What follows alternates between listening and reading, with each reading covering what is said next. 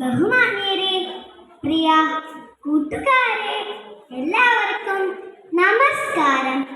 ഇന്ന് ഞാൻ വന്നിരിക്കുന്നത് ഒരു ആംഗ്യപ്പാട്ടായിട്ടാണ്. ആംഗ്യപ്പാട്ടിന്റെ പേര് നെയ്യപ്പക്കൊതി. നെയ്യപ്പക്കൊതി. നെയ്യപ്പം ഇഷ്ടമില്ലാത്ത ആരാണ് ഇവിടെ ഉള്ളത്? എല്ലാവർക്കും നെയ്യപ്പം ഇഷ്ടമാണല്ലേ? നെയ്യപ്പക്കൊതി മൂത്ത അപ്പൂപ്പനും അമ്മയ്ക്കും എന്താ സംഭവിക്കുന്നത് നമുക്കൊന്ന് നോക്കിയാലോ. കൊച്ചു പൂരക്കിളിയപ്പൂപ്പൻ, പിച്ചക്കാരനൊരപ്പൂപ്പൻ, പിച്ചക്കിരുന്നാൾ പോയപ്പോൾ പച്ചരി കിട്ടി ഇരുന്നാഴി. പച്ചരിയും കൊണ്ടപ്പൂപ്പൻ കൊച്ചു പൂരക്കിളി ചെന്നപ്പോൾ അമ്മൂമ്മയ്ക്കൊരു കൊതി തോന്നി, അപ്പം തിന്നാൻ കൊതി തോന്നി. പച്ചരി വേഗം കുത്തിയിട്ട് ശർക്കര ചേർത്തു കലക്കിയിട്ട് ചുടുപാലക്കും നെയ്യപ്പം ചുട്ടു നിരത്തി അമ്മൂമ്മ. ഹയ്യട ഹയ്യ നെയ്യപ്പം, വട്ടം വട്ടം നെയ്യപ്പം, മുപ്പോകിടും നെയ്യപ്പം, മധുര ചക്കര നെയ്യപ്പം. വായിൽ വെള്ളം നിറഞ്ഞിട്ട് ഉള്ളിലോലാശ പിറക്കുമ്പോൾ കൊതിയ നമ്മുടെ അപ്പൂപ്പൻ കയ്യിലെടുത്തു രണ്ടപ്പം. ഇത് കണ്ടപ്പോൾ അമ്മൂമ്മയ്ക്ക് അരിശം വന്നു പെട്ടെന്ന്. ആര് പറഞ്ഞു മുപ്പാനെ കയ്യിലെടുക്കാൻ രണ്ടപ്പം? അമ്പടി കള്ളി കൊതിയെത്തി കുമ്പാകുളിക്ക് തുള്ളാതെ എനിക്ക് വേണം രണ്ടപ്പം വാശി പിടിച്ചു അപ്പൂപ്പൻ.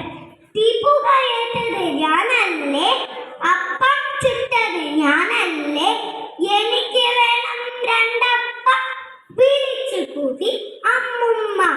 ഇരുവരും അങ്ങനെ വാശി പിടിച്ച് അടിപിടിയായി. അമ്മൂമ്മയ്ക്കൊരു കടി കിട്ടി, അപ്പൂപ്പനൊരു കടി കിട്ടി. കൊണ്ടപ്പോൾ അടിപിടി കടിപിടി മുട്ടപ്പോൾ നല്ലൊരു പോംവഴി കണ്ടെത്തി വില്ലൻ നമ്മുടെ അപ്പൂപ്പൻ. ഇത്തിരി നേരം രണ്ടാക്കും കുത്തിയിരിക്കാൻ മിണ്ടാതെ. ആദ്യം മിണ്ടിയാൽ കുഞ്ഞപ്പം, മറ്റേയാൾക്കപ്പോൾ രണ്ടപ്പം. അമ്മൂമ്മയ്ക്കത് സമ്മതമായി.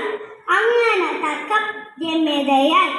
അപ്പം കുട്ടയിലാക്കിയിട്ട് മുറി വെച്ചിട്ട് വീട്ടുകാരാണ് രണ്ടാളും കുത്തിയിരുന്നു മിണ്ടാതെ.